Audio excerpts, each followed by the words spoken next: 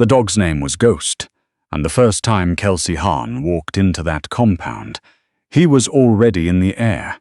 She hadn't even cleared the gate. The chain link rattled like something trying to escape itself.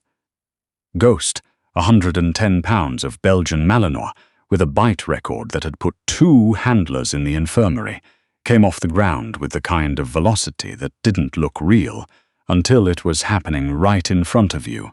The men watching from behind the fence barely flinched. They'd seen it before. What they hadn't seen was the woman standing in the middle of that yard, one hand raised, palm out, saying a single word in a voice so quiet it almost didn't carry. Halt. Ghost stopped. Not slowed down. Not hesitated. Stopped, mid-lunge, all 4 paws hitting the dirt at once, his body folding under him like something had cut the power. He sat there in the dust and looked at her, just looked at her. For about 4 seconds, nobody said anything. Then Chief Warrant Officer Dale Merrick, 12 years in naval special warfare, 3 combat deployments, a jaw like a cinder block, let out a sound that wasn't quite a laugh and wasn't quite a curse. The hell was that? It wasn't a question.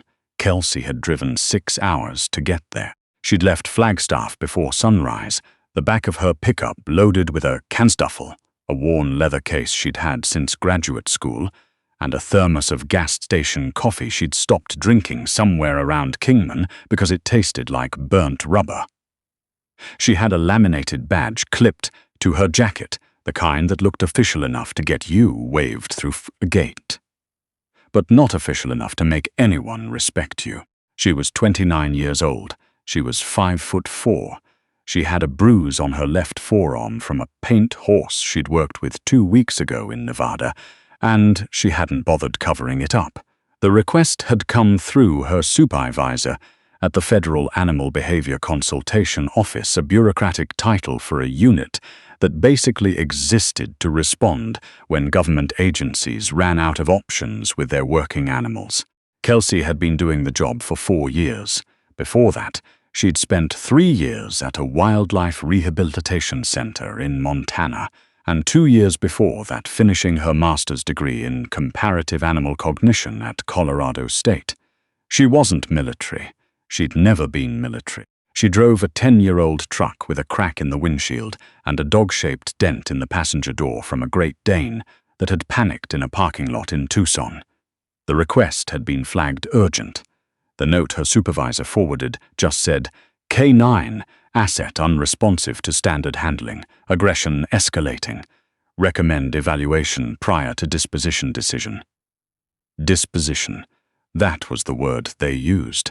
She knew what it meant. The compound was outside of Yuma, the kind of flat, sun-hammered ground that made everything look like it was squinting.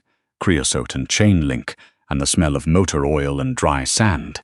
She'd been met at the outer gate by a man who introduced himself as Sergeant Lyle DuPont, mid-30s, sunburned, polite, in the stiff way that people are polite when they don't think you belong somewhere.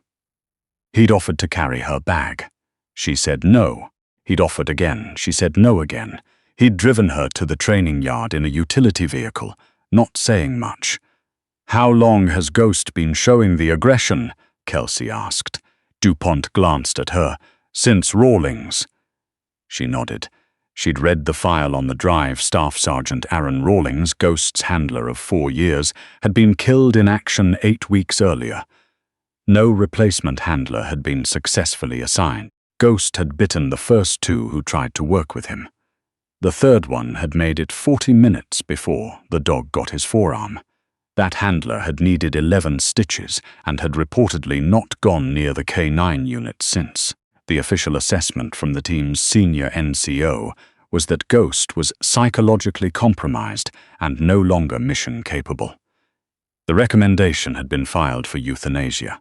8 weeks. She turned that over in her mind. 8 weeks since the dog had lost the only person he'd ever fully trusted, and in those 8 weeks he'd been handed to strangers, put through assessments that required him to perform, expected to transfer his loyalty on demand, and everyone was surprised he was angry. There were 6 men waiting at the training yard when the utility vehicle pulled up. She didn't know all their names yet, but she knew their type, the way they held themselves, the slight angle of evaluation they trained on her the moment she stepped out. Not hostile exactly, more like a kind of deliberate patience, the way you wait to see if something is what you think it is before you decide how to handle it. Chief Merrick stepped forward. He was the tallest one there, which was saying something. "Mrs. Harn, Dr. Harn," she said, without making it a fight. "Just correcting the record." He blinked once. "You're the animal evaluation specialist." "That's right." His eyes went to the compound behind him, where Ghost was visible through the chain link, pacing low and tight, the way a dog paces when it's been wound up for too long and doesn't know what to do with it anymore. Then his eyes came back to her. "We've had 3 handlers try to work with him since Rawlings. Handlers who've been doing this for years. One of them's got a hand that doesn't close all the way anymore." "I read the file," Kelsey said. "Then you know what we're dealing with." "I know what you think you're dealing with," she said. "I'd like to see for myself." Something moved across Merrick's face. Not anger, more like the expression a person gets when they're deciding whether to bother arguing with someone. He looked at the man beside him, a wiry staff sergeant named Vicoulette, who had the kind of perpetual squint that comes from years of desert sun, and something passed between them that Kelsey had seen before, the silent language of people who've worked together a long time. "All right," Merrick said. "Take a look." She spent 20 minutes at the fence before she asked for anything. She didn't take notes, didn't crouch down, didn't make extended eye contact, didn't do any of the things people do when they want a dog to know they're friendly, because that wasn't what this was. She just stood there and watched. Ghost paced. He'd stop occasionally to look at her, that direct Malinois stare that most people found unsettling. She held it briefly, then looked away. Held it, looked away. The men watched her watch the dog. "What exactly are you looking for?" DuPont asked after a while. "Whether he's aggressive or grieving," she said. "They look similar from the outside." "Who's been feeding him?" she asked. "Rotating staff, whoever's available." She nodded slowly. "So different person. Every time. We're operational. We don't have the luxury of—" "I'm not criticizing," Kelsey said. "I'm building a picture." She asked to see Ghost's records. Not the incident reports, the training records. The logs from when Rawlings was alive. Merrick had DuPont go get them from the admin office, and while they waited, nobody offered her water or a place to sit, and she didn't ask for either.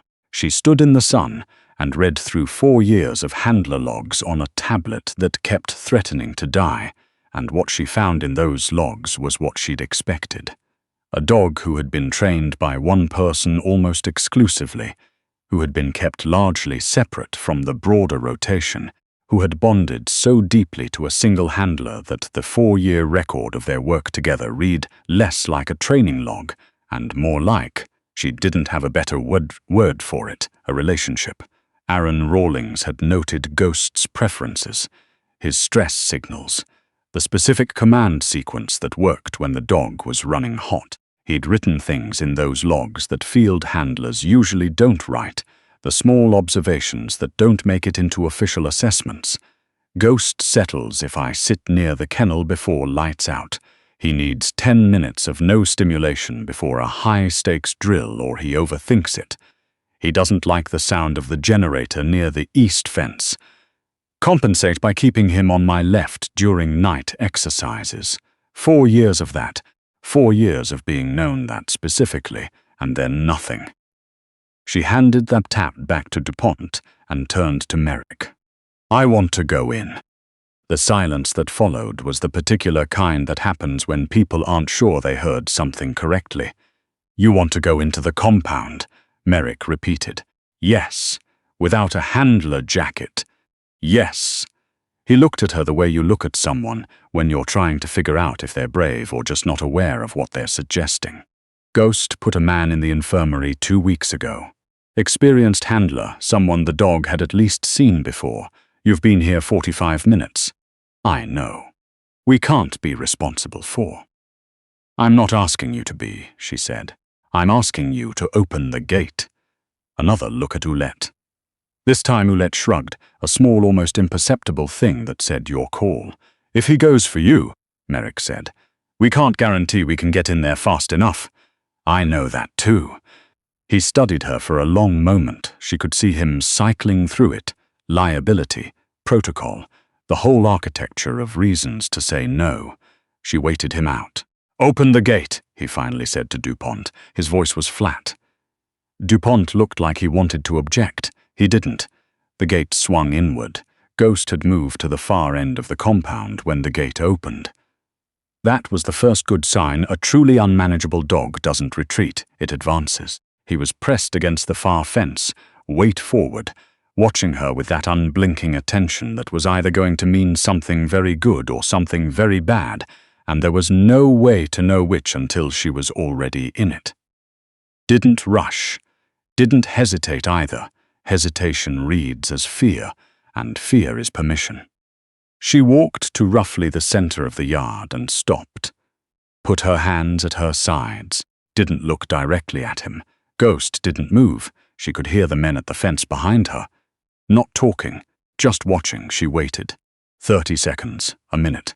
Ghost shifted his weight, a subtle rocking thing, and she caught it in her peripheral vision. He was deciding. That was fine. She let him decide. Then she spoke, not the command she'd used at the gate, not a command at all, a word that wasn't in any field manual, because it wasn't a field word. It was a word Aaron Rawlings had written in his logs, in the entry dated 14 months ago. Ghost has started responding to his name differently, since I started using it differently, less like a call sign and more like I'm just talking to him. She said his name like that. He seems to know the difference. Not a command, not a call. Just his name. Ghost's ears shifted. She said it again. Same way. He took one step toward her, then stopped. His body language was reading something she'd seen before, in other animals, other circumstances. The particular conflict of something that wants to trust and has been hurt enough that it doesn't know how to anymore. It wasn't aggression. It was something much older and more complicated than aggression. She sat down, right there in the dirt, in the middle of the compound. She sat down cross-legged and put her hands in her lap and looked at the ground about 2 feet in front of her. Behind the fence, she heard someone say something she couldn't make out. Merrick's voice, low. She didn't turn around. Ghost didn't come to her immediately. He stood where he was for another full minute, which felt longer than a minute. And then he moved, not rushing, not hesitating either, just walking, deliberate, the way dogs move when they've made a decision. He stopped a foot away from her and stood there, his sides moving. She didn't reach for him, didn't look up. He lowered himself to the ground. He put his head in her lap. She heard someone at the fence exhale. She sat with him for a while, not doing anything in particular, just present, just there, her hand resting on his side without any agenda. Ghost's breathing slowed. The wound-up tension she'd seen in him during the pacing. The too-tight readiness of an animal that's been braced for something bad for a very long time. Started to come out of him in degrees. She could feel it. After maybe 15 minutes, she stood up. Ghost stood when she did. She walked toward the gate. He walked beside her. When Dupont opened the gate and she walked through, Ghost sat at the threshold and watched her go. He didn't try to follow. He didn't pace. He just sat there, looking at her, calm. Nobody said anything for a moment. Then Oulette said quietly, "What did you just do?" "Nothing he didn't allow me to do," she said. Merrick was looking at her with an expression she hadn't seen from him yet. Not the flat assessment from earlier. Something more complicated. "How did you know what word to use?" "I read his handler's logs," she said. "Aaron Rawlings wrote them down. Ghost knows a lot of words, but that one meant something different." Merrick looked at the compound, where Ghost had gone back to lying in the shade of the far fence, relaxed in a way that was visibly, unmistakably different from how he'd been an hour ago. He looked at the dog for a long time. "He's not broken," Kelsey said. "He's not compromised. He lost his handler and no one explained to him what happened, and then a series of strangers tried to get him to work with them on a schedule, and he reacted the way any creature would when the thing it trusted most disappears, and the world doesn't acknowledge that it's gone. She paused. He's not broken, he's grieving. Oulette had taken off his sunglasses. He was looking at Ghost. He's still operational? Merrick asked. His voice had changed. Not soft, exactly, but the hard professional remove had something behind it now.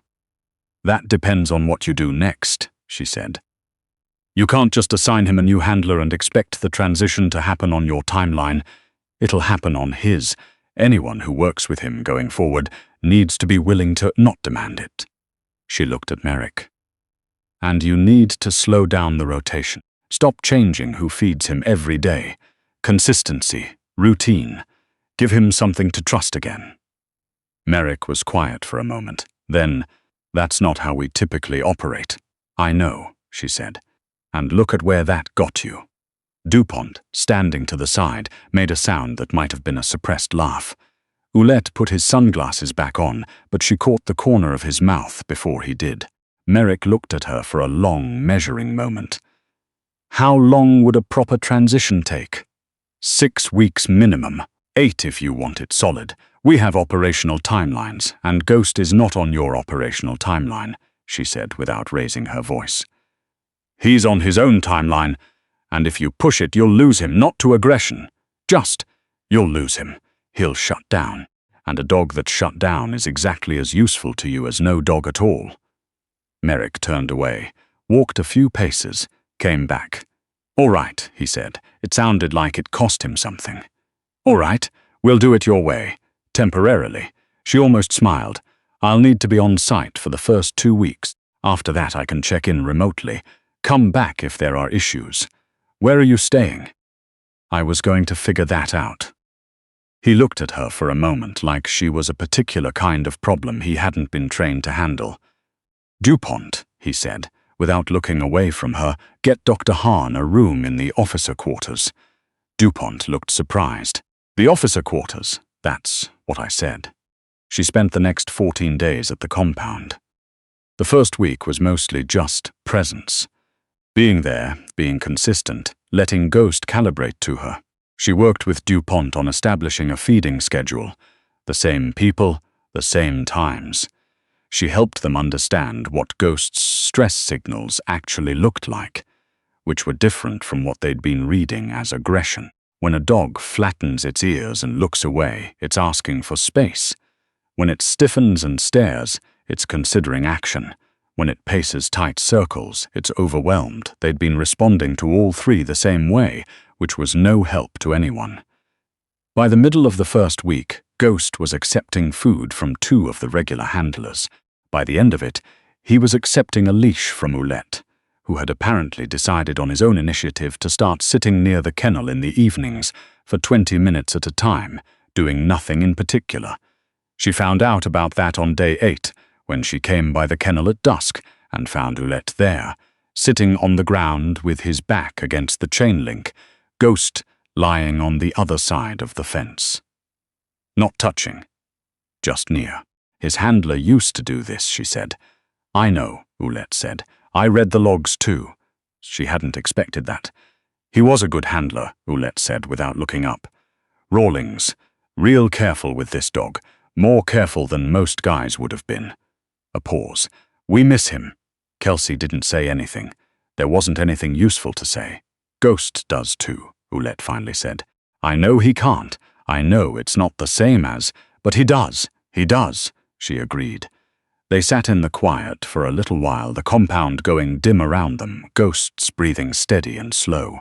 On the last day of her formal on-site period, Merrick called her into the briefing room, just him and Oulette and DuPont. He had a folder on the table that looked like it had been prepared by someone else, which probably meant paperwork she was going to have to sign. We've decided to formally request you as a consulting resource for the unit, Merrick said. She looked at the folder. What does that mean practically? It means if we have issues with any of the K9 assets going forward, we call you first, before any disposition decision gets filed. She picked up the folder. The first page was a contract drafted by what appeared to be 3 different lawyers who hadn't talked to each other. She flipped through it. "You'd have to waive certain liability." DuPont started. "I'm not worried about liability," she said. Ouellette, leaning against the wall, said, "Chief Merrick also wants to note, for the record, that his initial assessment of the situation may have been premature." Merrick looked at the ceiling briefly. "What?" Ouellette said. She looked up from the folder. Merrick was looking back at her with the expression of a man who is not accustomed to saying he was wrong and is trying to find the version of it that doesn't require the exact words. She let him off the hook. "The dog gave you nothing to work with," she said. "You were making decisions with incomplete information. That's not the same as being wrong. It's being underinformed." Merrick nodded once, slowly. Still, she agreed. She signed the contract. DuPont took it back. Ouellette pushed off from the wall and extended his hand, and when she shook it, he held on for a second longer than a standard handshake. "Ghost's going to be okay," she said. It wasn't a question. "He's already better," Ouellette said. "He slept through the generator last night for the first time." She thought about Aaron Rawlings writing that in his log. He doesn't like the sound of the generator near the east fence. 4 years of knowing that. Rawlings was gone and would not come back, and the knowledge he'd carried about this dog was scattered now across log entries and memory. The slow reconstruction of a relationship that could never be the same, but could, maybe, become something real again.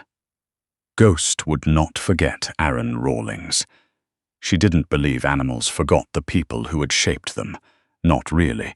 Not at the level where it mattered. But grief was not the same as being broken. Grief was a door, not a wall. You could stand at a door for a long time and it could feel like you were trapped, but doors opened. She packed her truck in the early morning, before it got hot. DuPont came out to say goodbye and told her he'd started keeping a log on Ghost the way Rawlings had. Small details, preferences, the things that didn't make it into official assessments. She told him that was exactly right. She was halfway to the outer gate when she heard a sound from the PK9 unit. Not barking, not alarm, just a dog's voice carrying in the morning air once. She stopped the truck, looked in the rearview mirror.